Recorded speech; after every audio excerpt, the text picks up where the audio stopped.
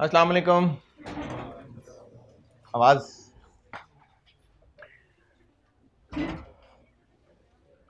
दुरूद शरीफ पढ़।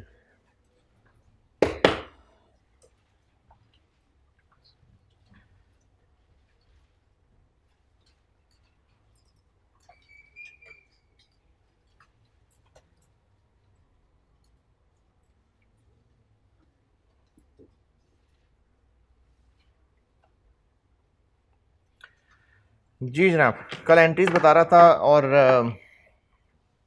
कुछ रहती भी थी। एक तो हर कल वाली मुझे दोबारा बताइएगा ना। कैश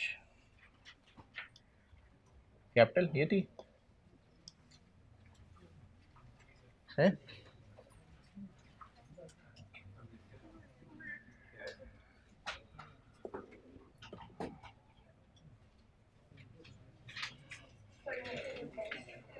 फर्नीचर और कैश जी रेडी था।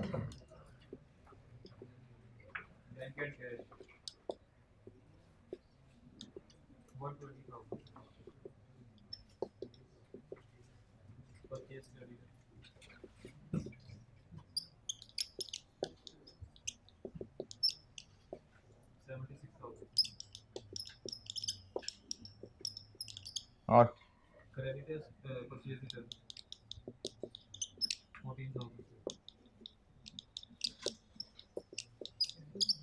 14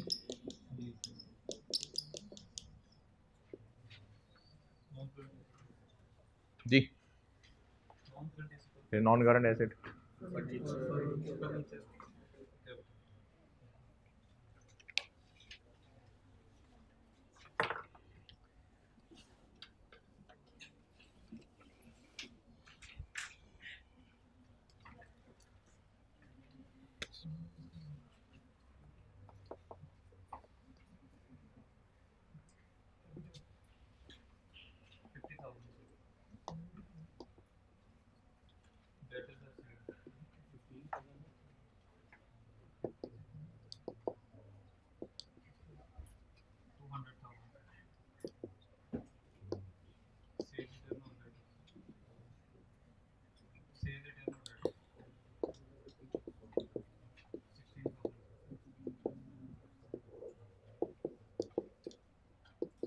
और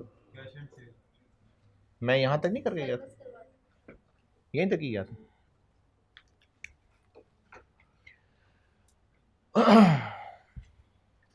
अच्छा, कल क्लास के बाद भी कुछ बच्चों के सवालों से मुझे आइडिया हो रहा था, मुझे एक दोबारा समरी बतानी चाहिए। देखिए, मैं कल वाली मिसाल दोबारा बताता हूँ। अगर क्लासरूम में बैठने की वैसे अभी भी ऐसे ही है कि ये जो लेफ़्ट साइड वाला कॉलम है, मेरे लेफ़्ट साइड, ये फीमेल स्टूडेंट्स के लिए, राइट कॉलम जो है वो मेल स्टूडेंट्स के लिए। ये रूल बन गया कि फीमेल स्टूडेंट्स के लिए ये वाला सेक्शन है और मेल स्टूडेंट्स के लिए ये वाला सेक्शन है। ये रूल हो गया। जब स्टूडेंट के अटेंडेंस शीट है जिसमें स्टूडेंट्स के नाम लिखे हुए हैं और लेट से सीट्स के ऊपर भी स्टूडेंट्स के नाम लिख देने हैं हमने। अब जो ये काम कर रहा होगा वो लिस्ट में से नाम पड़ेगा अकरम। अब वो नाम अकरम है, साथ अकरम मर्द नहीं लिखा हुआ या अकरम मेल, अकरम लिखा हुआ है, नाम स्टूडेंट का लिखा हुआ है। वो चेयर पर अकरम लिख देगा, लेकिन इस साइड की चेयर्स के इस साइड की चेयर्स, ये जेंडर को जबानी सोच के रूल लगाएगा, लेकिन नाम में मेल फीमेल नहीं लिख रहा होगा। नाम में तो स्टूडेंट का नाम लिख रहा होगा। तो एंट्रीज के अंदर ये जो नाम लिखे नजर आ रहे हैं ये अकाउंट है, ये फर्नीचर लिखा हुआ है, एसेट नहीं लिखा हुआ। पीआरसी में आपके टीचर्स ने आपको जो जो चीजें पढ़ाई थी ना, मैंने कल भी कहा था कि उसका ऑब्जेक्टिव ये था कि एमसीक्यूज पास कर लें, याद हो जाए बच्चों को चीजें, तो वो किसी और ऑब्जेक्टिव के तहत बताए हुए थे। इसलिए हो सकता है कुछ टीचर्स ने आपको याद कराया हो कि ये एसेट है, इसको एसेट याद करो कि एसेट इंक्रीज हो रहा है। उसकी रीजन ये होगी कि हो सकता है आपको सवालों में ऐसे एमसीक्यूज होते हों कि एक ट्रांजैक्शन बताई हो और ऑप्शन में लिखा हो कि as a result of transaction, option A, assets will increase, liabilities will decrease. तो इसको याद करा दिया होगा टीचर्स ने इस नीयत से, वरना एंट्री में नहीं एसेट का वर्ड लिखा जा रहा। एक तो बात यह कि फर्नीचर का वर्ड लिखना, यह है अकाउंट। दूसरी बात कि फर्नीचर डेबिट क्यों कर रहे हैं, ये एसेट्स के हिसाब से सोचना है, क्योंकि एसेट्स हैं और बढ़ रहा है इसलिए डेबिट कर रहे हैं। लिखने में एसेट नहीं लिखा जा रहा है। ये मैंने कल बड़ी कोशिश की थी और वाजे करने की, फिर पूछ रहा हूं, भी किसी को कंफ्यूजन है तो बेटे बताइए। एसेट्स है, पूछना है कुछ? Assets, liabilities, equity, expense, income, ये ग्रुप्स के नाम है और इनका सिर्फ इतना इस्तेमाल है ये सोचने के लिए कि डेबिट करना है कि क्रेडिट करना है। लिखना क्या है? लिखना क्या है? अकाउंट का नाम लिखना है। यहां तक किसी डेबिट क्रेडिट पे कोई इतराज?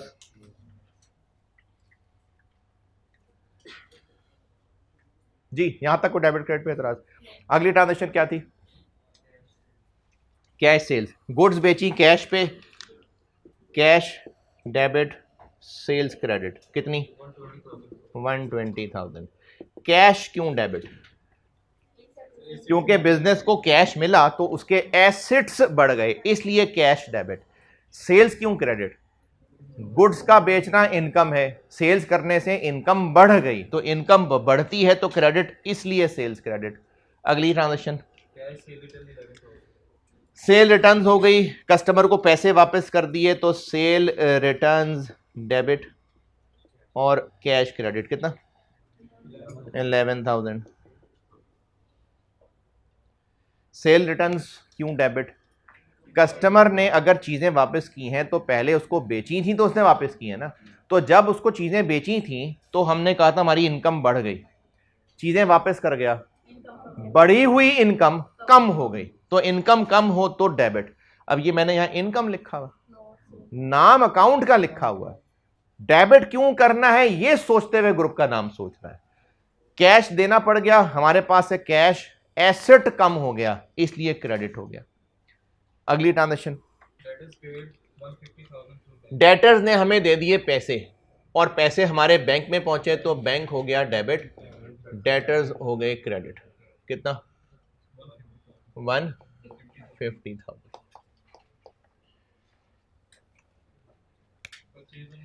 अच्छा, जो यहां सामने बैठे हुए बच्चे हैं वो भी, जो रिकॉर्डिंग्स देख रहे हैं वो भी, आप में से कुछ बच्चे ऐसे हो सकते हैं जिनकी इंट्रो एग्जाम थी, उन्होंने कोई और सब्जेक्ट पढ़ा हुआ था, इंट्रो एग्जाम हो गई, इस तरह से डेबिट क्रेडिट भूल गया हुआ है, पुरानी बात है। तो बेटे मैं एक हद तक तो रिवाइज करा सकता हूँ, अब इस पर मैं 10 दिन नहीं लगा सकता हूँ, इसीलिए मैं इन्हीं पे ही बहुत ज़्यादा कोशिश कर रहा हूँ कि क्लियर कर सकूँ कि डेबिट क्रेडिट क्यों कर रहे हैं। आप पूछिए, जो ज़रा सी भी कन्फ्यूजन है बच्चों पूछोगे तो पता चलेगा कि सब सेटल है, आगे बढ़ेंगे नहीं। यहाँ तक, इस एंट्री तक नहीं, इस एंट्री तक कोई सवाल किसी का? डेटर क्यों क्रेडिट किया? डेटर्स हमारा एसेट थे। एसेट क्यों थे? अच्छा, एसेट क्या होता है? जो फ्यूचर में बेनिफिट्स मिलने होते हैं। तो डेटर्स एसेट क्यों है? क्योंकि उससे हमें फ्यूचर में पैसे मिलने हैं तो एसेट है। अब वो जो पैसे मिलने थे चूंकि मिल गए तो हमारा वो एसेट कम हो गया, एसेट कम हो तो क्रेडिट, इसलिए डेटर क्रेडिट हो गया। बैंक क्यों डेबिट हो रहा है? हमारा बैंक बैलेंस बढ़ रहा है, बैंक एसेट है, बढ़ गया तो डेबिट। आगे, गुड्स खरीदी थी उसके लिए वर्ड इस्तेमाल होता है परचेजेस, कैश। कितना? 45,000। अच्छा, ये कल एक बच्चे ने सवाल पूछा था, वो मुझे लगता है कि बाकियों को ना भी बताना चाहिए। ये ट्रांजैक्शन क्या थी? सवाल में मैंने क्या सवाल ट्रांजैक्शन लिखवाई थी? मैंने कहा था फर्नीचर वॉज परचेज्ड, लेकिन मैंने यहां परचेजेस नहीं लिखा, फर्नीचर लिखा। इसकी क्या अंग्रेजी लिखवाई थी? गुड्स वर परचेज्ड, यहां मैंने परचेजेस लिख दिया। तो ये क्या किया मैंने? है यही कल उस बच्चे ने कहा था, पता नहीं यार क्या क्या चीजें कैसे कैसे रट्टा लगा के आते हैं। चले, बहरहाल ठीक है, ये भी क्यूट है बात कि एसेट अपने नाम से आता है और गुड्स अपने नाम से नहीं आता। चलें ठीक है, वो याद कराने का तरीका होगा। नहीं, बात सिर्फ नॉन करंट एसेट की भी नहीं है। देखें, एक है अंग्रेजी, जो मैंने आपको सारी ट्रांजेक्शन लिखवाई वो इंग्लिश लिखवाई हुई है, गुड्स वर परचेज, तो हाँ इंग्लिश है। जो आपको अकाउंट लिखे नजर आ रहे हैं ये जर्मन है लिखी, ये जर्मन, फ्रेंच, इंग्लिश ही लिखी हुई है, लेकिन यहां पर इंग्लिश एज अ लैंग्वेज नहीं लिखी हुई है। वो गई ऊपर से बात। ट्रांजैक्शन लिखी हुई थी goods were purchased on credit, ये इंग्लिश है, गुड्स खरीदी गई, परचेज का मतलब खरीदना, यहां पर इंग्लिश है, ट्रांजैक्शन इंग्लिश में लिखी हुई है, उर्दू में भी लिखी हुई हो सकती थी। तो यहां पर जो वर्ड परचेज है ना, जस्ट इंग्लिश का वर्ड है कि चीज खरीदी है, लेकिन ये जो सामने नाम लिखे हुए हैं ये अकाउंट्स हैं। तो गुड्स खरीदने के लिए फिक्स कर दिया गया है कि परचेजेस का नाम इस्तेमाल होना है एज एन अकाउंट, इसलिए गुड्स के खरीदने के लिए परचेजेस का अकाउंट इस्तेमाल हो रहा होता है। बात यह नहीं है कि गुड्स खरीदोगे तो वो अपने नाम से नहीं आती, बाकी चीजें खरीदेंगे तो अपने नाम से आती हैं। अगेन ये वो टिप्स हैं जो आपके सारे टीचर्स ने बिल्कुल सही बताया हुआ है, लेकिन टिप्स का ऑब्जेक्टिव सिर्फ एमसीक्यूज तक पहुंचाना था, इसीलिए कोशिश कर रहा हूं कि आपको ये देखो। कल एक बच्चे ने कहा जी हमें आदत पड़ी हुई है, तो चेंज कर लेना। वो सारी आदत, वो सारा रट्टा, ऑब्जेक्टिव क्या था? बस पीआरसी एमसीक्यूज पास कर। अब आप बड़े हो गए ना, अब आप एफएआर पढ़ रहे हैं, सीआर पढ़ेंगे, फाइनल की रिपोर्टिंग भी। कल रात को मेरी फाइनल की रिपोर्टिंग की क्लास, इसी कमरे में मैं शाम को जिन लोगों को पढ़ा रहा होता हूं वो फाइनल रिपोर्टिंग पढ़ रहे हैं। आप लोग अभी नन्हे मुन्ने बच्चे आए हुए हैं, तो अब आगे चलनी है ना अकाउंटिंग, तो चलनी है तो आदत कर लेना चेंज, इसीलिए तो इतनी तफसील से बता रहा हूं। देखो बेटे, ये जो परचेज का वर्ड यहां लिखा आ रहा है ना, ये नाम इस वक्त जो यहां लिखा हुआ है ये इंग्लिश नहीं है, ये इंग्लिश नहीं लिखी हुई है, नजर आ रही है इंग्लिश, लेकिन ये इंग्लिश लैंग्वेज नहीं लिखी हुई है, ये अकाउंट्स के नाम है। हो सकता है गुड्स खरीदने के लिए अकाउंटिंग के बुजुर्गों ने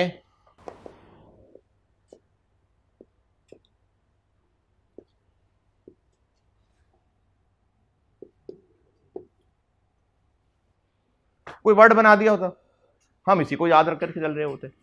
अब बुजुर्गों ने कहा है कि परचेजेस का वर्ड लिखना, चलो परचेजेस का वर्ड लिख देते हैं। तो गुड्स के खरीदने के लिए बस ये नाम फिक्स कर दिया गया है, तो इसलिए गुड्स के खरीदने के लिए हम अकाउंट परचेजेस इस्तेमाल कर रहे होते हैं। अगर अकाउंटिंग के बुजुर्गों ने गुड्स का नाम चलाया होता, हम गुड्स लिख रहे होते। तो परचेजेस का अकाउंट पीरियोडिक सिस्टम में पीरियोडिक परपेचुअल भूल गया है, कोई बात नहीं, कुछ नहीं होता। मैंने एरर्स पढ़ाने हैं तो थोड़ा सा रिवाइज करवाना है पीरियोडिक और परपेचुअल। तो गुड्स के लिए परचेजेस का नाम फिक्स हो गया है कि इसके लिए परचेजेस एज एन अकाउंट इस्तेमाल होना है। बात करंट नॉन करंट एसेट की नहीं है।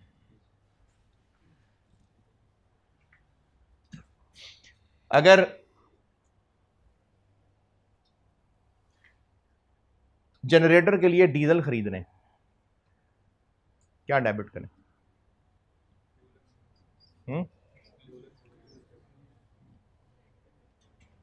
बिजनेस की मर्जी, वो डीजल के नाम से भी अकाउंट बना सकता है, तो अब ये नॉन करंट एसेट तो नहीं है, तो करंट एसेट है। तो इसलिए बात ये नहीं है कि नॉन करंट एसेट अपने नाम से आते हैं और करंट एसेट किसी के नाम से आते हैं। परचेजेस का जो वर्ड है ये फिक्स कर दिया गया है गुड्स के खरीदने के लिए। इसी तरह मैंने अभी तक इन ट्रांजैक्शन में कहीं जिक्र नहीं किया था, क्योंकि आईएएस 16 में पढ़ाऊंगा। अगर एक ट्रांजैक्शन लिखी होती old furniture was sold for फलाने रुपए, अगर ये ट्रांजैक्शन लिखी होती, ये पढ़ाना है आगे चल के। आपने इंट्रो में डिस्पोजल मेरा नहीं ख्याल पढ़ा हुआ है, डेप्रिसिएशन पढ़ी है, डिस्पोजल पढ़ा है उसमें? नहीं पढ़ा ना, एफआर 1 में पढ़ाना है मैंने। अगर ट्रांजैक्शन लिखी होती कि ओल्ड फर्नीचर वॉज सोल्ड, बेचा है, इंग्लिश का वर्ड है बेचा है, फॉर इतने रुपए, तो उसकी भी हम कोई एंट्री करते, अब वो भी बेचा ही है। लेकिन अगर लिखा है गुड्स वर सोल्ड, तो उसके लिए अकाउंटिंग के बुजुर्गों ने कह दिया कि आपने वर्ड सेल्स इसके लिए इस्तेमाल करना है। अब वो इसके लिए फिक्स हो गया, ये इंग्लिश का वर्ड नहीं है सामने, ये अकाउंट का नाम है। तो परचेजेस और सेल्स ये गुड्स के लिए फिक्स हो गए हुए हैं। अगर ओल्ड फर्नीचर बेच रहे होते तो उसका क्रेडिट सेल्स के नाम से नहीं, वो कोई और चीज होती है जो मैं आगे पढ़ाऊंगा। और स्टिल किसी का कोई बिल्कुल छोटा सा भी क्वेश्चन है बेटे पूछें, जब 4 दिन लगा ही रहा हूं तो इसीलिए लगा रहा हूं कि जो जो पूछना है पूछें जी। फिर वो गुड्स होती हैं उसकी। अगर बिजनेस फर्नीचर का, मैं तो ओल्ड फर्नीचर इसलिए बोल रहा था कि वो अपना ऑफिस फर्नीचर बेच रहा है, अगर बिजनेस ही फर्नीचर का है तो फिर तो उसकी फर्नीचर गुड्स हैं, फिर वो परचेजेस और सेल्स का वर्ड यूज कर रहा होगा। अगर एक बिजनेस का काम ही गाड़ियां खरीदना बेचना है, फिर वो व्हीकल्स नहीं यूज कर रहा होगा, फिर वो परचेजेस सेल्स कह रहा होगा गाड़ियों को। गुड्स वो होती हैं जिनको बेचने का बिजनेस है जी। हाँ जी बेटे, उस रूम में किसी का सवाल यहां बताएं बेटे, कुछ भी पूछना है तो, कोई जरा सी भी पुरानी कंफ्यूजन? अच्छा, आपने जिन टीचर से पढ़ा है बेटे, सबने सही पढ़ा है, लेकिन उन्होंने जो टिप्स बताई हुई थी वो आपको याद कराने के लिए कि एमसीक्यूज तक बस पास कर जाए। तो अब अगर चेंज बता रहा हूं तो कर लें चेंज। अगली ट्रांजेक्शन, गुड्स खरीदी थी तो परचेजेस डेबिट की थी। क्यों डेबिट की थी? गुड्स का खरीदना, एक्सपेंस बढ़ गया, डेबिट हो गई। अब वो खरीदी हुई चीजें जब वापस कर दी तो बढ़ा हुआ एक्सपेंस कम हो गया, और एक्सपेंस कम हो तो क्रेडिट, और उसके लिए नाम इस्तेमाल हो जाएगा परचेज रिटर्न्स। कितनी? 7,000। और पैसे हमें वापस आ गए तो कैश। अगली ट्रांजेक्शन, सैलरीज एक्सपेंस है। सैलरीज एक्सपेंस है। सैलरीज का वर्ड किस लिए इस्तेमाल हो रहा होता है? जो बिजनेस के एम्प्लॉयज की सैलरीज जा रही होती हैं, तो वो एक्सपेंस है। तो सैलरीज देने से एक्सपेंस बढ़ गया, सैलरीज डेबिट। कितनी? कितनी? 20,000। और क्रेडिट, बैंक से पैसे गए तो बैंक एसेट कम हो गया, क्रेडिट। और ड्राइंग्स, ओनर ने कैश बिजनेस से निकाल लिया अपने जाती काम के लिए, इसको ड्राइंग्स कहते हैं। Drawings debit, cash credit. कितना? 9,000। ड्राइंग्स क्यों डेबिट? हाँ जी, क्यों डेबिट? क्योंकि ड्राइंग्स डेबिट ही होती हैं। ड्राइंग्स एक अकाउंट है, इसका ताल्लुक किस ग्रुप से है? इक्विटी। इक्विटी रिप्रेजेंट करती है ओनर का बिजनेस पे हक।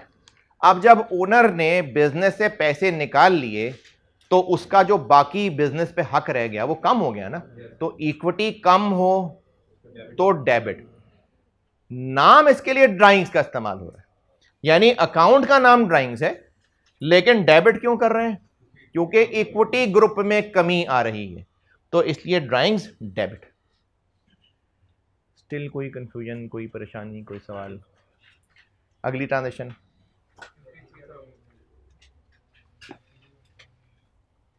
हाँ जी, क्रेडिटर्स को पेमेंट की। क्यों की क्रेडिटर्स को पेमेंट? क्योंकि हमारी जिम्मेदारी थी उनको पैसे देने थे। तो क्रेडिटर्स को पेमेंट करने से हमारी जो लायबिलिटी थी वो कम हो गई, तो लायबिलिटी कम हो तो डेबिट 53।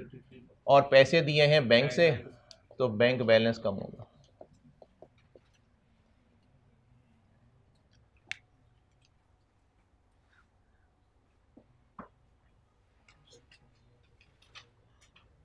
और जी,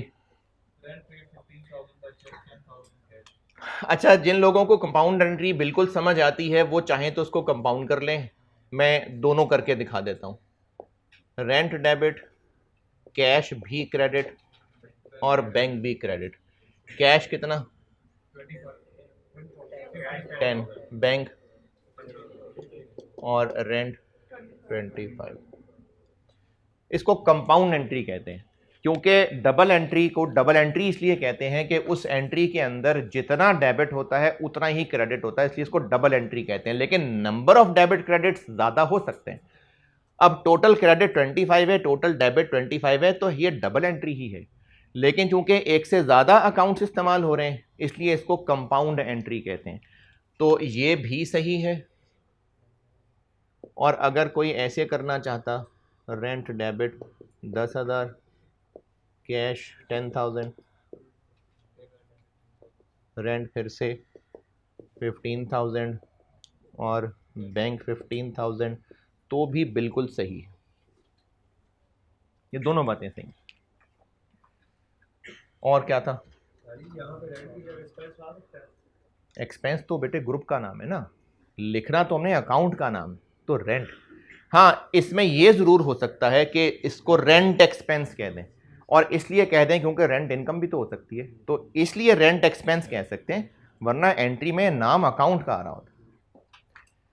और जी कुछ? ओनर ने बैंक से निकाल लिए अपने काम के लिए, तो ये अगेन ड्राइंग्स हैं, ड्राइंग्स डेबिट। और बैंक से निकले हैं तो बैंक क्रेडिट 4,000। और बस।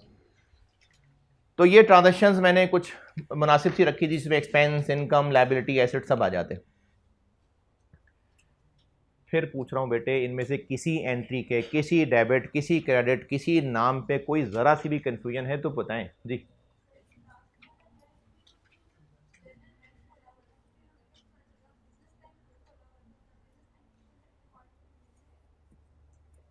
अच्छा, ये जो लिखा हुआ है ये, इसकी अंग्रेजी क्या बताई थी मैंने? ये वाला, इसकी मैंने अंग्रेजी क्या लिखवाई? रेंट पेड, ये लिखा हुआ है ना। ये कैसे पता कि बिजनेस का कोई रेंट है? क्या पता उसके अपने घर का रेंट हो।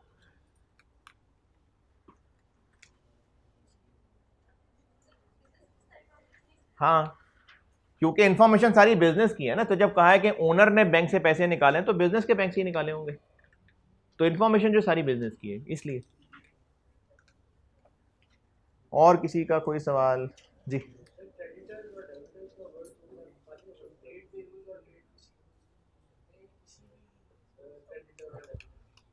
Generally trade debtors generally goods ही के रिसीवेबल्स को, और क्रेडिटर्स जनरली गुड्स के ही पेबल्स को कहते हैं जनरली। लेकिन ये इतना को रूल नहीं है। आप आगे जब टॉपिक्स पढ़ेंगे ना तो आपको कहीं ना कहीं ये भी मिल सकता है, creditors dash goods, creditors dash supplies, creditors dash stationery, ऐसे वर्ड मिल सकते हैं। लेकिन अगर सिर्फ क्रेडिटर लिखा हो तो हाँ, वो जनरली गुड्स से रिलेटेड ही होते हैं। और किसी का कोई सवाल? फिर सोच लें, पूछ लें। हाँ जी, वहाँ कोई नहीं।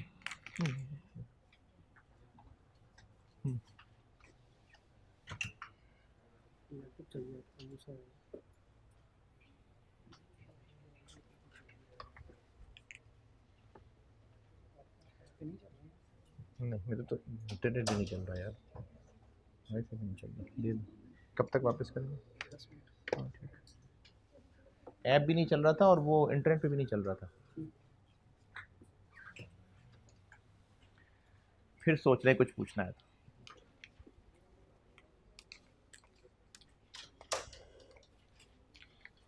फिर सोच लें, कुछ नहीं, कुछ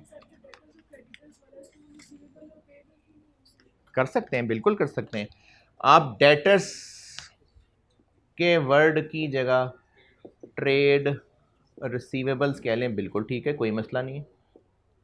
क्रेडिटर्स के वर्ड की जगह ट्रेड पेबल्स कह लें, बिल्कुल सही है, कोई मसला नहीं है। हाँ जी, फिर सोच लें। और कोई सवाल? हाँ जी। रेंट पेएबल का वर्ड, रेंट पेएबल का वर्ड हुआ तो वो तो लायबिलिटी होगी। हाँ, ये रेंट एक्सपेंस है। जो रेंट पेएबल आप कह रही हैं वो मैंने आपको ना एक चैप्टर एनपीओ पढ़ाना है आगे, उससे पहले बिल्कुल थोड़ा सा, ज़्यादा नहीं, बिल्कुल थोड़ा सा रिवाइज करवाना है एक्रूअल प्रीपेमेंट कॉन्सेप्ट, वो तब दोबारा आ जाएगी बात। फिर सोच लें कोई सवाल।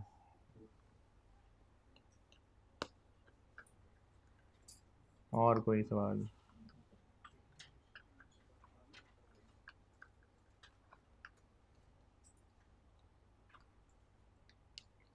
वो अगर घर में आपने कोई छोटा बच्चा देखा ना, बिल्कुल छोटा, तो उसकी अम्मा उसको सूसू कराने बैठती है ना, तो उसको बैठ के ना आवाज़ें निकालती, बार बार बार ना, तो फिर करना शुरू कर देते। तो मैं आपसे पूछ रहा हूँ सवाल, और कोई सवाल? वो है तो बताएं कोई सवाल। सवाल, सवाल किसी का और? वहाँ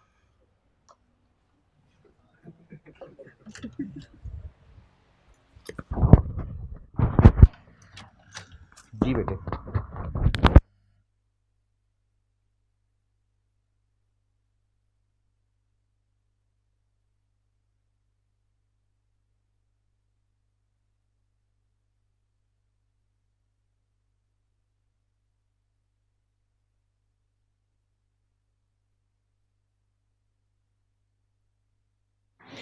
हो गया अनम्यूट। ये ना मुख्तलिफ नाम इस्तेमाल होते हैं, सारे नाम ठीक हैं। परचेज रिटर्न को रिटर्न आउटवर्ड भी कहते हैं, क्योंकि हमने खरीदा था अब बाहर वापस कर रहे हैं। इसी तरह सेल रिटर्न को रिटर्न इनवर्ड भी कहते हैं। इसी तरीके से ये जो डेटर्स है, ट्रेड रिसीवेबल्स है, इसको अकाउंट रिसीवेबल भी कहते हैं। तो ये इन्हीं चीज़ों के मुख्तलिफ नाम। क्रेडिटर्स को ट्रेड पेएबल्स भी कहते हैं, अकाउंट्स पेएबल भी कहते हैं। चलें बस ख़त्म हो गया सब। अच्छा, अब ना अगला काम मैंने कहा था कि लेजर टी अकाउंट, इनमें से मैं एक सामने बोर्ड पे बना के दिखा देता हूँ, और जो लोग बाकी कल रुक गए थे वो अब अकाउंट पूरे करें ना, ताकि उसको मैं ट्रायल तक लेके जाऊँ। कैश में सामने बना के दिखा देता हूँ। अच्छा, कल एक बच्चे ने सवाल पूछा था, दोहरा देता हूँ, बाकियों को भी शायद पूछना हो। इनमें जो जो भी अकाउंट्स इस्तेमाल हुए हैं, हर अकाउंट का अलग टी बनेगा। जैसे यहां पर कैश है, तो कैश जहां जहां भी इस्तेमाल हो रहा है, कैश का अकाउंट बनेगा। कैपिटल का अलग टी बनेगा, फर्नीचर का अलग टी बनेगा, बैंक का अलग टी बनेगा, परचेजेस का अलग बनेगा, क्रेडिटर्स का अलग बनेगा। तो जहां जहां भी एंट्रीज में अकाउंट इस्तेमाल हो रहे होते, हर अकाउंट का अलग टी बनता है। तो जर्नल क्या है? वो रजिस्टर है जहां पर ट्रांजैक्शंस रिकॉर्ड हो रही हैं। जर्नल वो रजिस्टर है जो स्टूडेंट क्लास में लेके आ रहा है और सारे लेक्चर उसी में रिकॉर्ड कर रहा है। जर्नल स्कूल का वो ग्राउंड है जहां सारे बच्चे एंटर होकर जमा हो रहे हैं। लेजर वो रजिस्टर है जहां पर जर्नल में रिकॉर्डेड इंफॉर्मेशन फैल के अपने अपने कमरों में जा रहे हैं, और वो हर अकाउंट का अपना अपना कमरा है जिसको हम टी अकाउंट कह रहे हैं। तरीका वो मैंने कल बताया था, एक मैं बना के दिखा देता हूं, कैश का बना के दिखाता हूं।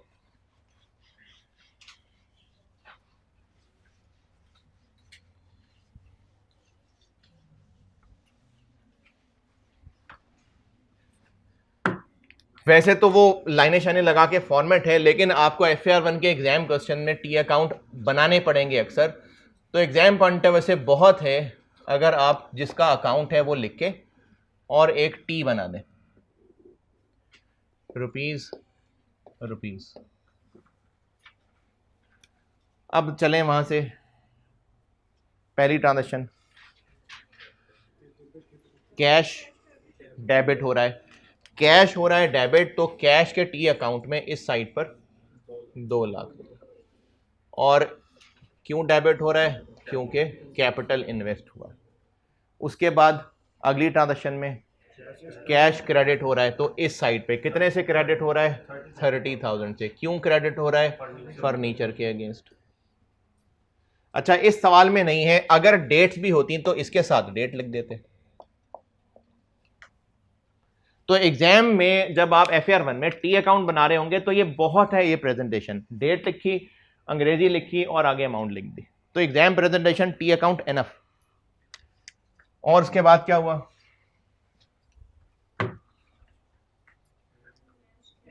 कैश क्रेडिट हो रहा है कितने से? 120 से। क्यों? बैंक। आगे कैश डेबिट हो रहा है सेल्स 120, और कैश क्रेडिट हो रहा है सेल रिटर्न्स 11,000। आगे कैश क्रेडिट हो रहा है परचेजेस 45,000। कैश डेबिट हो रहा है परचेज रिटर्न्स 7,000। कैश क्रेडिट हो रहा है ड्राइंग्स 9,000, और रेंट क्रेडिट हो रहा है 10,000।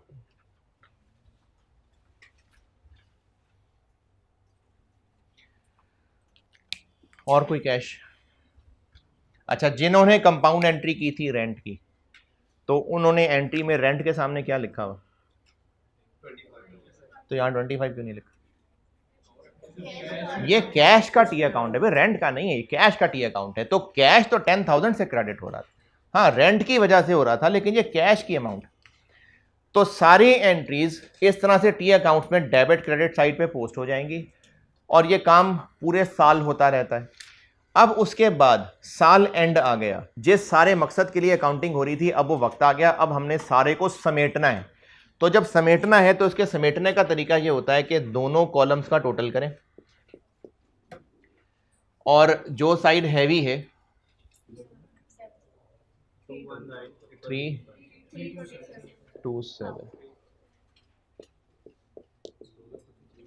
और इसको बैलेंस करने का मतलब ही यही है कि दोनों साइड्स बराबर करनी है और ये साइड चूंकि हल्की है तो इधर और वजन डाल देते हैं। कितना 102।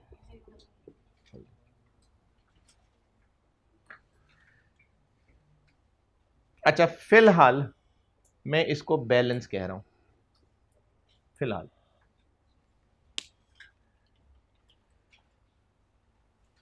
यही सारा सलूक इन सारे अकाउंट्स के साथ होगा और अगर आपने नहीं बनाए तो शर्म आनी चाहिए थी, बनाने थे अभी बना लें।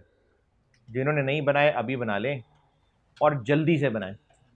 अच्छा जुम्मे को ना आप में से कितने बच्चे हैं जो वो ख्वाजा साहब से डाटा भी पढ़ रहे होते हैं? अच्छा जुम्मे को वो जुम्मे की वजह से ना तो 15-15 मिनट पीछे खींच लेंगे, तो जुम्मे को फिर मैं आपको 12 बजे छोड़ रहा हुआ करूँगा और फिर डाटा की क्लास 12 बजे शुरू हो रही होगी।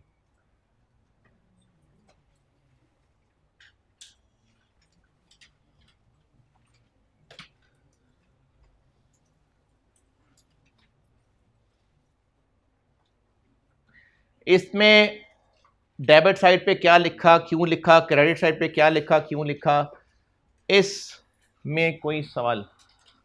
ये मैंने आपको भी बताना है कि ये बैलेंस क्यों लिखा, ये क्यों बताना है अभी। उसके अलावा अगर आपने कुछ पूछना है तो पूछें।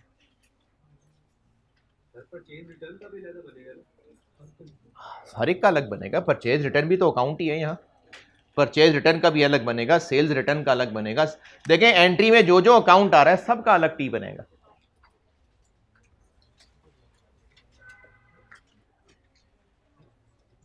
किसी बच्चे ने टी बनाए हैं सारे? चलें माशाल्लाह शाबाश।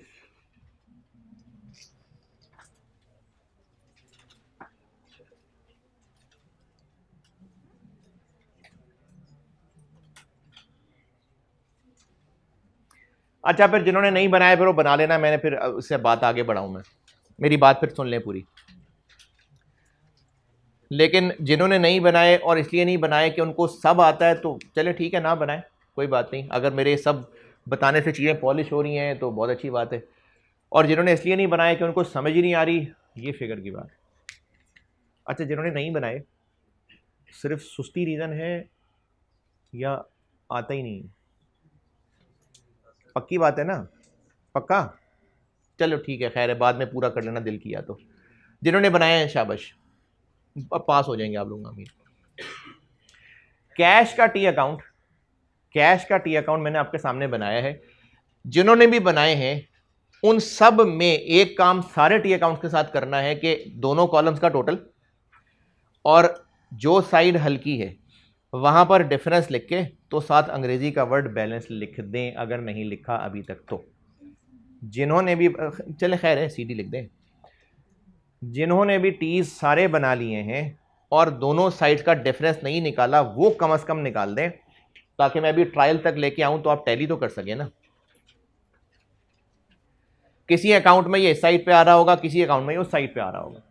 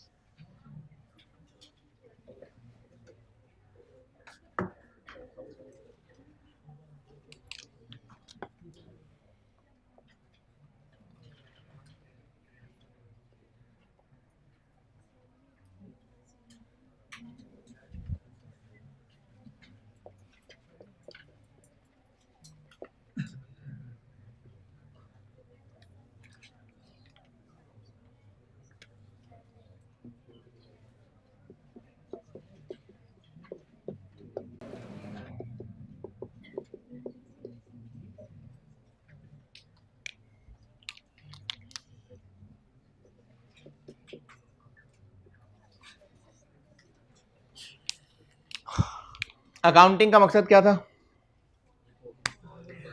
रिकॉर्ड इसलिए कर रहे हैं ताकि सेठ साहब को रिपोर्ट्स बनाकर दे सकें, और रिपोर्ट्स हर 5 मिनट बाद तो नहीं बना रहे होंगे, पीरियडिकली बना रहे होंगे, तो आपके लेवल पे वो पीरियड साल होता है। पूरा साल अकाउंटिंग सिस्टम में पूरा साल 2 अलग अलग रजिस्टर्स में रिकॉर्डिंग और पोस्टिंग होती रही। अब साल के एंड पे चूंकि रिपोर्ट्स बनानी है तो सारी मेहनत को समराइज करना पड़ेगा, सारी मेहनत को कंक्लूड करना पड़ेगा। उसका तरीका यह है कि जितने टी अकाउंट्स थे उन सब के बैलेंसेस निकालेंगे। इसमें मैंने अभी वर्ड बस बैलेंस लिखा है, और जिन्होंने इसमें सीडी लिख लिया चलो खैर है, लिख लें। मैंने आपको जब एसओएफपी और एसओसीआई तक ले जाना है तो बताऊंगा कि सीडी है तो फिर बीडी क्या होता है, वो यानी कल मैं इंशाल्लाह वो सीडी बीडी की बात करूंगा। सारे टी अकाउंट में पोस्टिंग हुई और ईयर एंड पे दोनों कॉलम्स का टोटल करके बैलेंसिंग फिगर निकाल ली। अब जो इस सारे की एंड रिजल्ट समरी है ना, वो ये फिगर है। तो साल के एंड पे इस रजिस्टर से समरी निचोड़ के एक कागज बनता है, उस कागज को कहते हैं ट्रायल बैलेंस।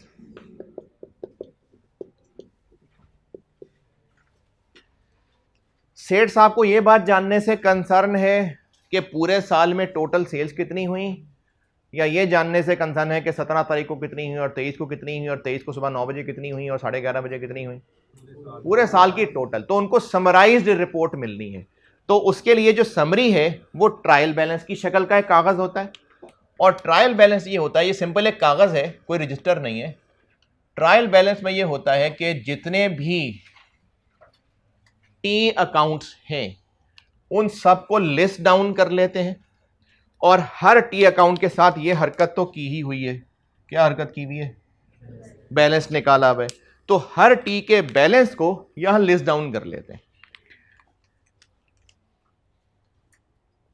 मुझे क्रेडिटर्स का भी बताइएगा।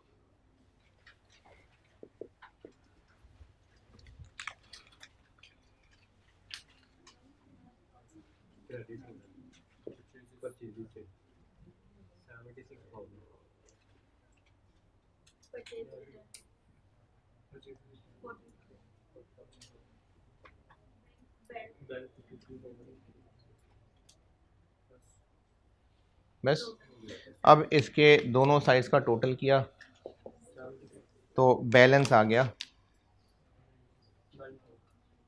9,000। तो जितने भी टीज हैं सब में कोई ना कोई बैलेंस आया। हाँ, किसी में उस साइड पे आया, किसी में इस साइड पे आया। तो अब एक समरी बन रही है ट्रायल बैलेंस। इसमें हमने जितने भी अकाउंट्स हैं उन सबको लिस्ट डाउन किया। बताते जाइए मुझे।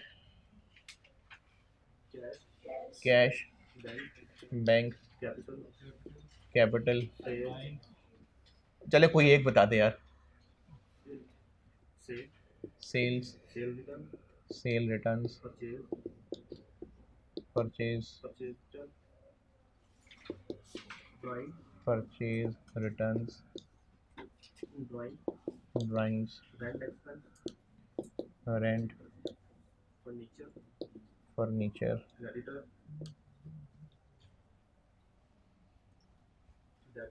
ओ एक मिनट, क्रेडिटर्स, डेटर्स, सैलरीज, बस।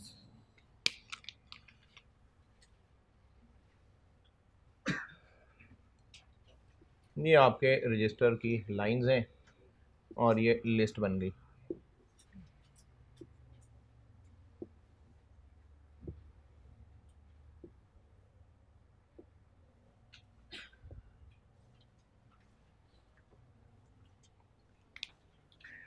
इन सारे टी अकाउंट्स में कोई ना कोई बैलेंस आ रहा है। जैसे कैश में 102 आ रहा है, क्रेडिटर्स में 9,000 आ रहा है। तो हमने ट्रायल बैलेंस में इन बैलेंसेस को लिस्ट डाउन करना है, लेकिन यह भी फर्क करना है कि बैलेंस इस साइड पे है कि उस साइड पे है। तो इस फर्क की वजह से इस लिस्ट में रुपीस के 2 कॉलम होते हैं। अच्छा, ये वो जर्नल नहीं है जर्नल में डेबिट क्रेडिट कॉलम होते हैं ना, ये वो वाली चीज नहीं है, ये सिर्फ हम बैलेंसेस को लिस्ट डाउन कर रहे हैं, उनकी फाइनल समरी। तो जो कैश है उसके टी में कितना बैलेंस आ रहा है 102, क्रेडिटर्स में, तो अब 102 को कहाँ लिखें और 9000 को कहाँ लिखें? ये कौन सा बैलेंस है? ये तो क्रेडिट साइड पे लिखा हुआ। ये 102 हमने ना दोनों साइड का आपस में लड़ाई कराई और कौन सी साइड भारी निकली, तो इस टी अकाउंट में डेबिट साइड जीती हुई है। आप इसमें लड़ मर के ये नेट होके खत्म होके कितना नेट रिजल्ट बच गया 102 डेबिट, क्योंकि ये साइड भारी थी, तो जो साइड भारी थी वो जीत गई, तो उस डिफरेंस को हमने उसी का लेबल दे दिया। तो ये लिखा बेशक इस साइड पे नजर आ रहा है, लेकिन अगर इसकी पहचान बतानी हो तो ये डेबिट बैलेंस है। ये किस साइड पे लिखा नजर आ रहा है? क्रेडिट साइड पे है, डेबिट साइड पे, लेकिन ये साइड भारी है ना, ये जीती है लड़ाई, तो इसलिए इसका जो लेबल लगेगा वो क्रेडिट बैलेंस है। तो 102 कैश अकाउंट का डेबिट बैलेंस है। बैंक का बताइए, जिसने भी बना लिया है 178 डेबिट बैलेंस है, कैपिटल 250, सेल्स का 320, सेल रिटर्न्स का,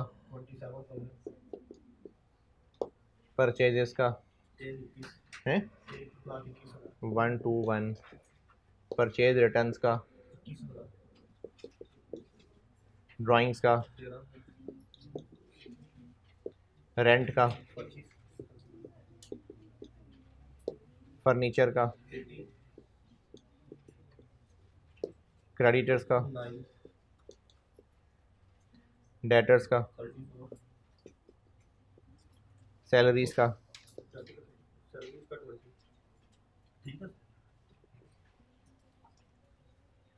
और इस ट्रायल बैलेंस में जो डेबिट और क्रेडिट कॉलम नजर आ रहा है, इन दोनों का टोटल करें तो वो बराबर ही होगा।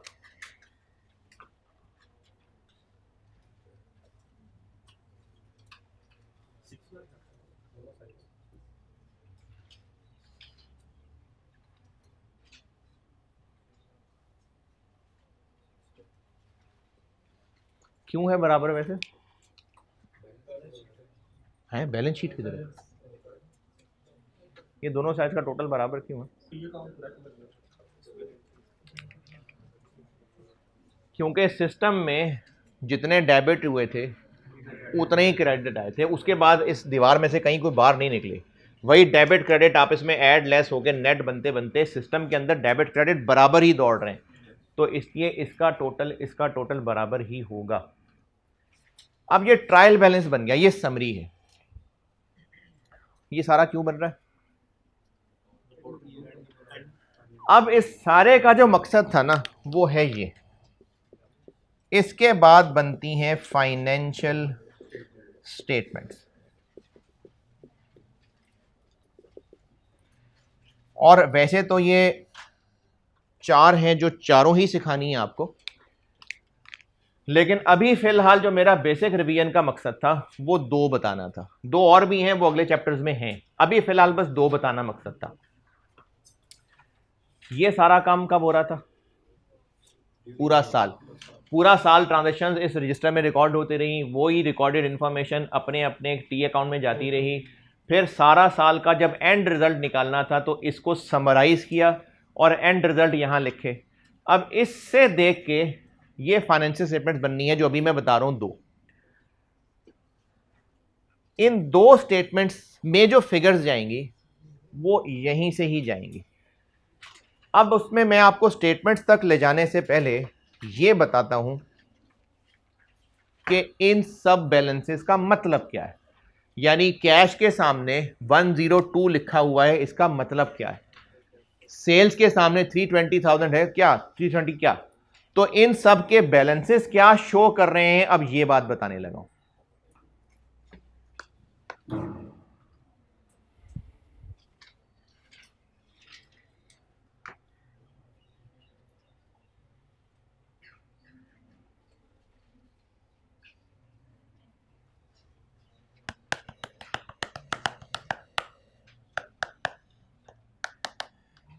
ये मिटा दूं, ट्रायल, ट्रायल की फिगर्स बनाने तक, यहां तक बेटे किसी का कोई सवाल, परेशानी, तकलीफ? वहां उस रूम में बेटे कोई सवाल? आपने ट्रायल तक बताइए, कुछ पूछना है तो।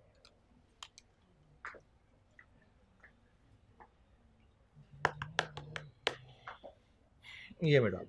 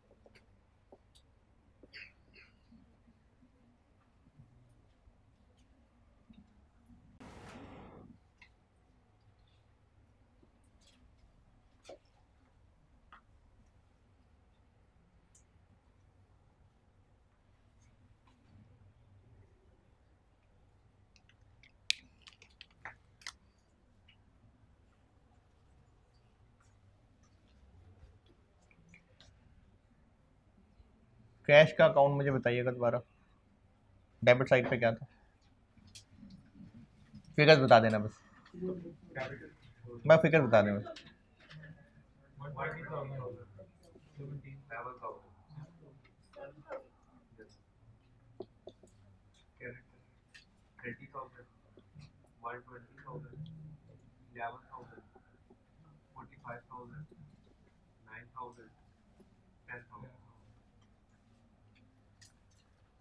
अच्छा, अब ये जो सारी इतनी मेहनत है ना, ये उस मेहनत का एक एक तरह का निचोड़ यहाँ बता रहा हूँ, इसलिए जागते रहें।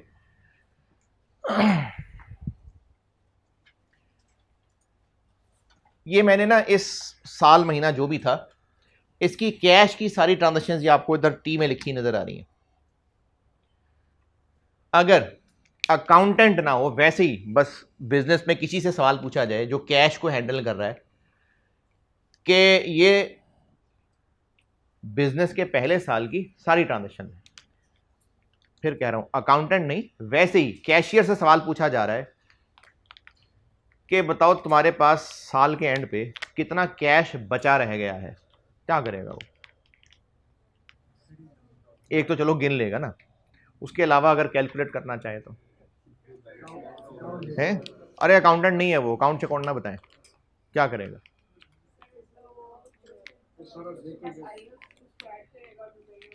जो कैश रिसीव हुआ है वो ऐड कर लेगा, और उसमें से जो पे हुआ है वो माइनस कर लेगा। सिंपल मैथ ही है ना। तो अब जो आंसर आएगा वो क्या होगा? 102,000 क्या चीज है? बाकी बचा हुआ कैश, कब? साल के एंड पे।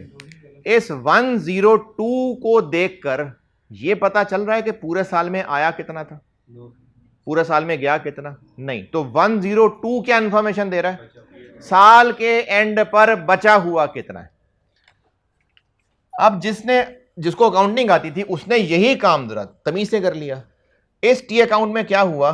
कैश पूरे साल में जितना जितना भी रिसीव होता गया वो डेबिट होता गया, जितना जितना भी पे होता गया वो क्रेडिट होता गया। अब अगर हम इन दोनों साइड्स का डिफरेंस लेंगे तो जाहिर है ये ज्यादा ही आएगा, और इसके टोटल में से 102 कैसे निकाला था? डेबिट क्रेडिट का डिफरेंस था ना। इसके टोटल में से पेमेंट्स का टोटल माइनस करेंगे तो जाहिर है जो साल के एंड पे बचा रह गया है वही आएगा ना। तो 102 क्या हुआ फिर? जो साल के एंड पर बच गया। एक और देखते हैं, डेटर्स का मुझे अकाउंट बताइएगा। डेटर्स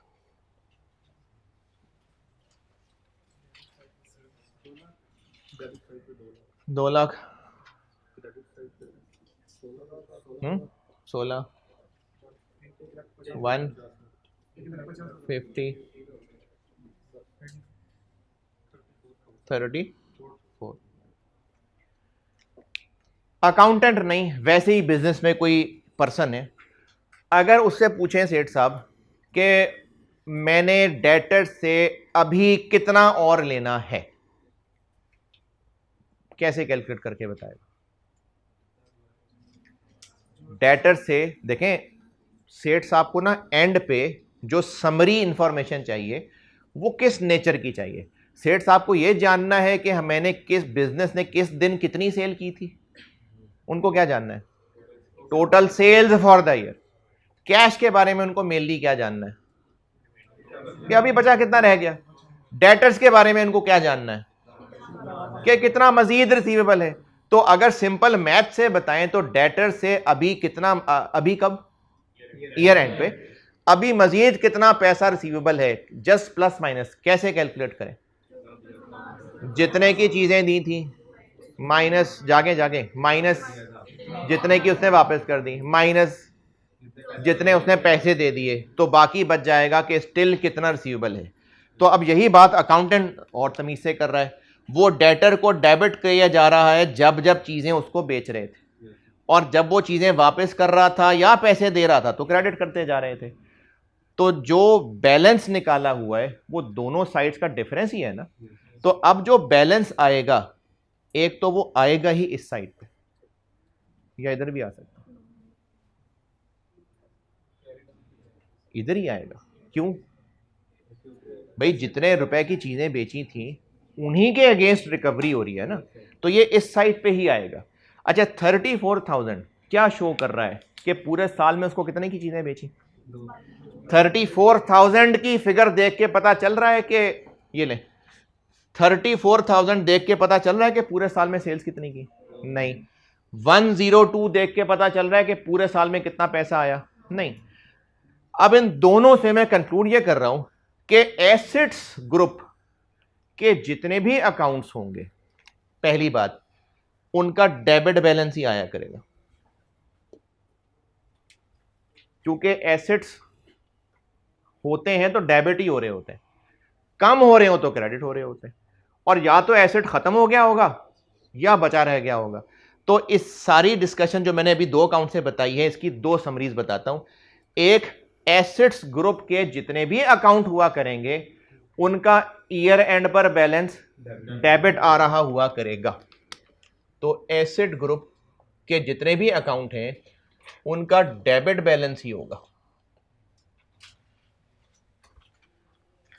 हाँ, कुछ एक्सेप्शंस हैं जो अगले चैप्टर्स में हैं, वो मैं अभी लिख भी नहीं रहा। जैसे आपने डेप्रिसिएशन पढ़ी हुई है, तो उसमें एक अकाउंट आपने एक्यूमुलेटेड डेप्शन पढ़ा होगा, वो ग्रुप कौन सा है?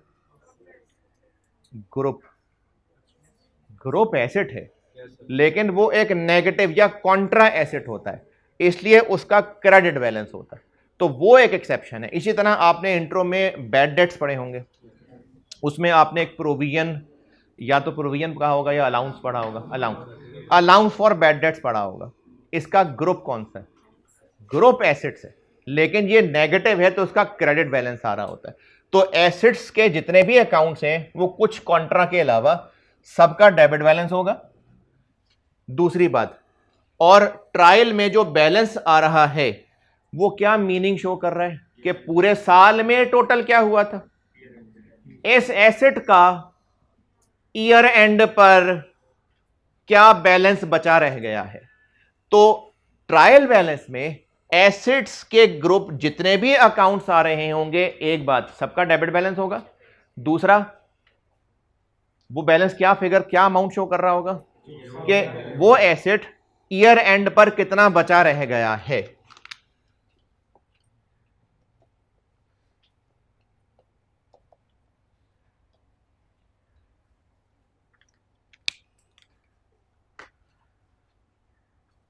यार समझ आ रही है कौन का वक्त बर्बाद कर रहा हूं मैं? समझ आ रही है बातें? कुछ फायदा हो रहा है या चुगली लग रहा है? पक्का? क्रेडिटर का अकाउंट बताइएगा।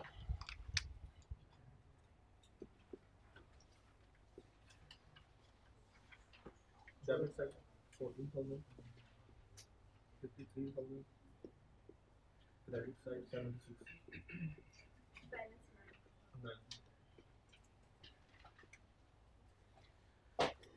डेटर की तरह अगर अकाउंटेंट नहीं वैसे ही किसी पर्सन से पूछा जाए कि बताओ अभी हमने कितने देने हैं क्रेडिटर्स के, क्योंकि सेठ साहब को फिक्र यही है कि हमने देने कितने पैसे, तो किसी का कितने पैसे देने हैं प्लस माइनस कैसे कैलकुलेट करें?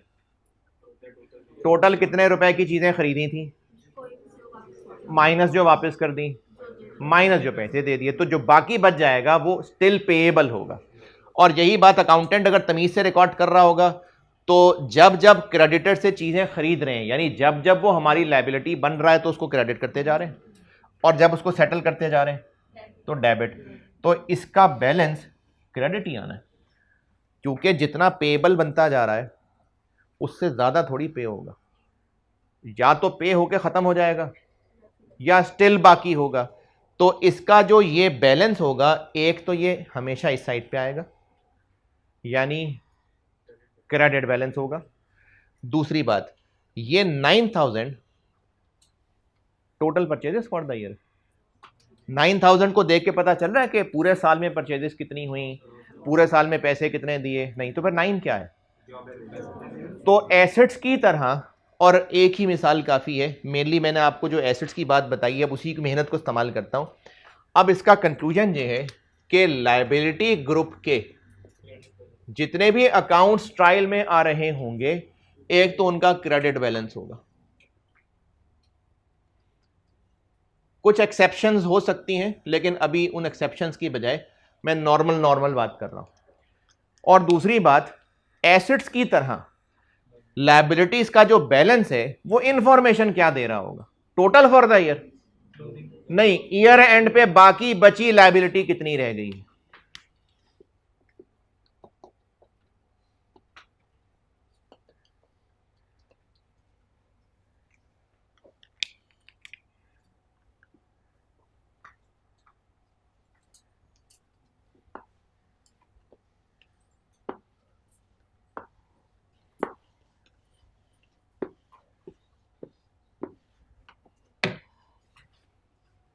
ये एक लाइन मैंने छोड़ी है, अभी जो लोग साथ साथ लिख रहे हैं मैंने एक लाइन छोड़ी है।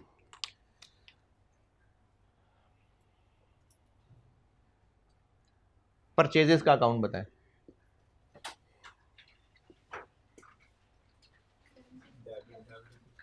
76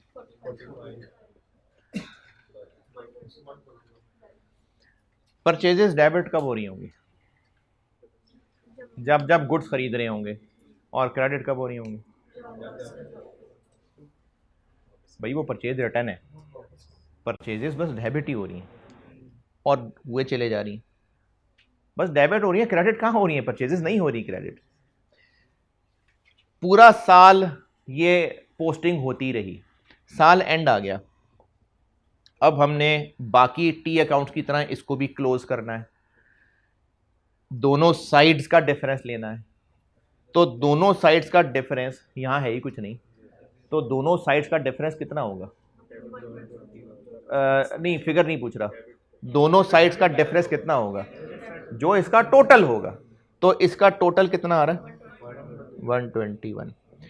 क्या हम उसको बैलेंस रहे हैं क्योंकि तरीका यही कर रहे हैं, लेकिन अंदर की बात यह है कि ये इसका टोटल ही तो है। अब ये जो 121,000 है ये साल के एंड पे बची हुई परचेजेस है? नहीं, जब जब पूरे साल में गुड्स खरीदते जा रहे थे purchases debit debit debit debit debit करते जा रहे थे, और साल के एंड पे ये बैलेंस जाहिर है इसका टोटल ही है। तो अब ये टोटल क्या रिप्रेजेंट कर रहा है? Total purchases for the year. इसी तरह मैंने इस सवाल में तो फिगर ही एक बताई है, लेकिन अगर हर महीने रेंट पे हो रहा होता तो हर महीने रेंट डेबिट डेबिट होता जा रहा होता और क्रेडिट नहीं हो रहा होता। अब ये पूरा साल हर महीने डेबिट डेबिट होता जाता और बाकी टीज की तरह इसको भी एंड पे क्लोज करते, दोनों साइड्स का डिफरेंस लेते, वो यहां लिखते, जो कि यकीनन कितना आता? इनका टोटल। अब वो कहने में बैलेंस है लेकिन अंदर की बात यह है कि वो है ही इसका टोटल, होना ही ऐसे था। तो अब जो फिगर हम यहां से देख के ट्रायल में लिखेंगे, साल के एंड पे बचा हुआ rent, total rent for the year. तो इन दोनों मिसालों से हम कंक्लूजन ये कर लेते हैं कि जितने भी अकाउंट्स एक्सपेंसेस ग्रुप के होंगे,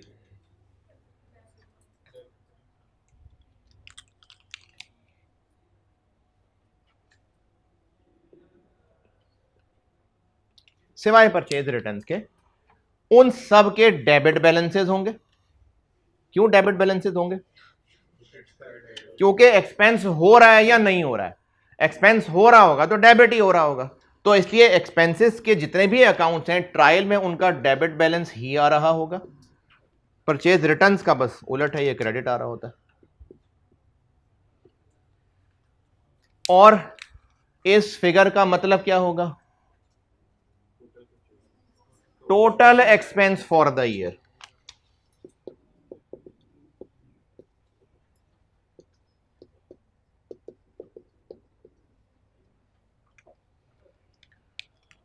और इसी तरीके से जो मैंने एक्सपेंसेस से समझाया उसी बात को अप्लाई कर लेते हैं सेल्स पे।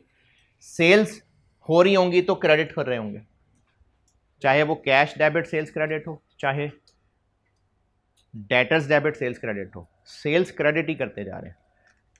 जाग रहे हैं? सेल्स क्रेडिट करते जा रहे हैं। और सेल्स डेबिट कब हो रही है? नहीं हो रही है। तो सेल्स के टी अकाउंट के अंदर बस क्रेडिट क्रेडिट क्रेडिट आ रहा है, डेबिट तो आ ही नहीं रहा। तो जब साल के एंड पे बाकी टीज की तरह इसका भी दोनों साइड्स का डिफरेंस लेंगे तो वो इस साइड पे ही आएगा और वो फिगर क्या होगी? इसका टोटल ही होगा।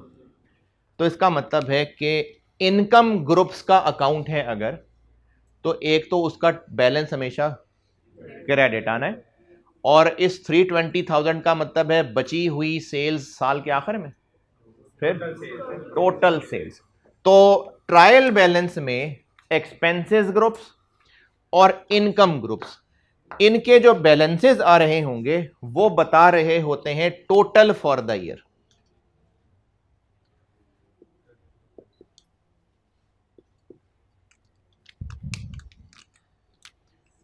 सेल रिटर्न का डेबिट बैलेंस आ रहा होता है, लेकिन मतलब इसका भी टोटल फॉर द ईयर ही होता है।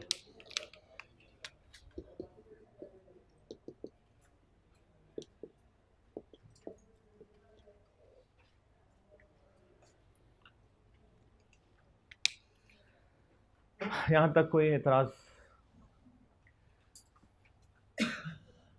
कैपिटल की ये फिगर क्रेडिट आ रही, और अभी ये चीज़ डिस्कशन में नहीं है, ये पुरानी बात है, इसलिए बस ज़बानी बता के गुजर रहा हूँ।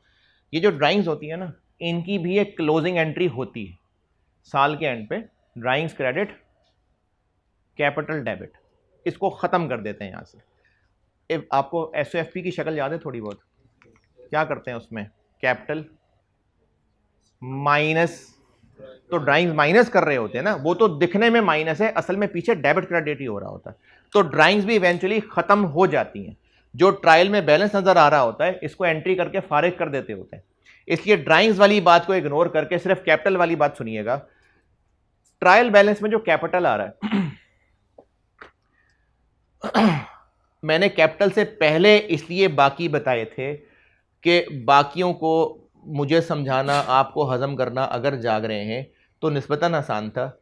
इक्विटी पे मेरी बात पे ऐसे ही मान ले आना। इक्विटी क्या शो करती है? ओनर का बिजनेस पे हक। तो जो किसी का किसी पे हक होता है ना, वो हक है। पूरे साल में टोटल इतना हक बना नहीं होता। बात का फर्क समझ आया कि नहीं? देखें, बिजनेस पर ओनर का हक है, ये इक्विटी है। तो ये एक पॉइंट ऑफ टाइम की चीज है, टोटल फॉर अ पीरियड। एक पॉइंट ऑफ टाइम है कि ओनर का बिजनेस पे हक है। तो जो इक्विटी ग्रुप होता है ना, उसका जनरली क्रेडिट बैलेंस ही होता है,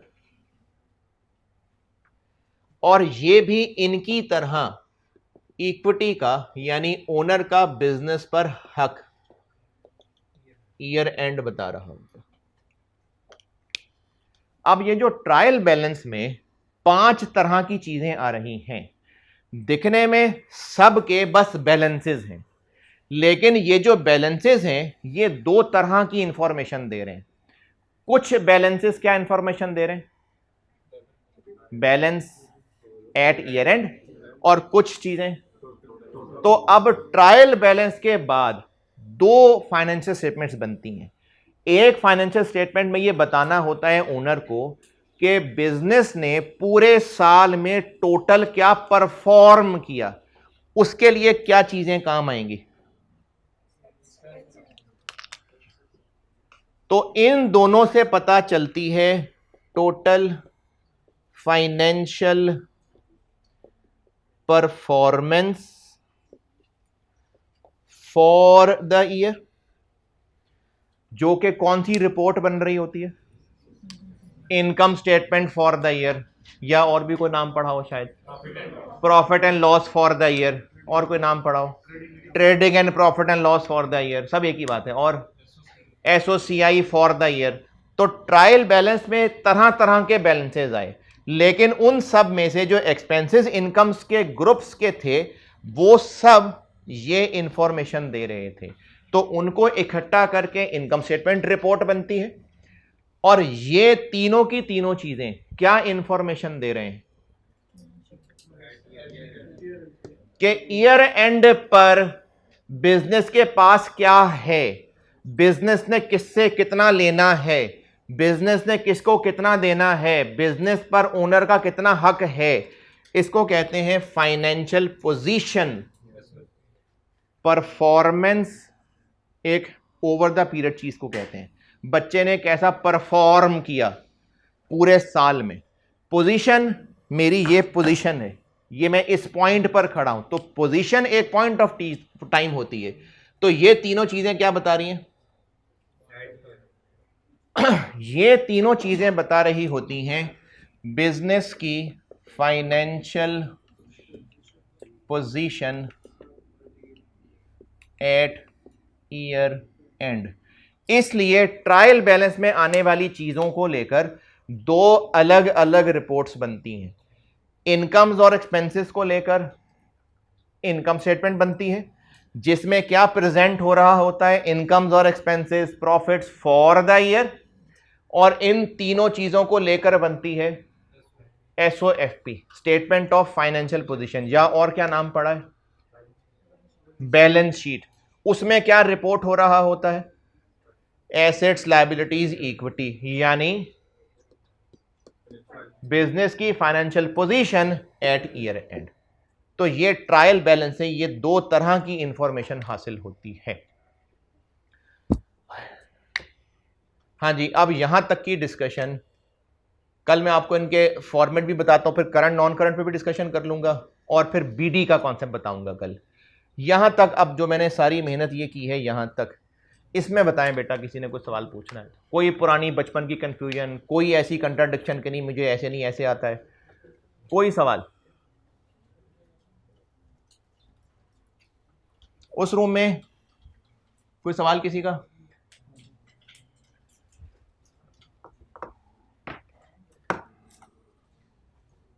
ठीक है बेटा, सच्ची सच्ची मेरी बातें समझ आ रही हैं? ये जितना कुछ बताया इससे कुछ बेहतरी हुई?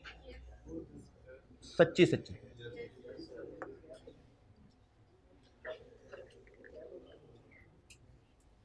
चलें, मैं बीडी और सीडी का कॉन्सेप्ट और एसओएफपी, एसएससीआई का फॉर्मेट, इस पे फिर इंशाल्लाह कल बात करके, तो ये बेसिक्स ख़त्म। उसके बाद फिर हम प्रॉपर FAR 1 का पहला टॉपिक IS 16 फिर वहाँ से शुरू करेंगे। चलें ठीक है, आज जुम्मा मैंने 12 बजे छोड़नी होती। ठीक है, अल्लाह।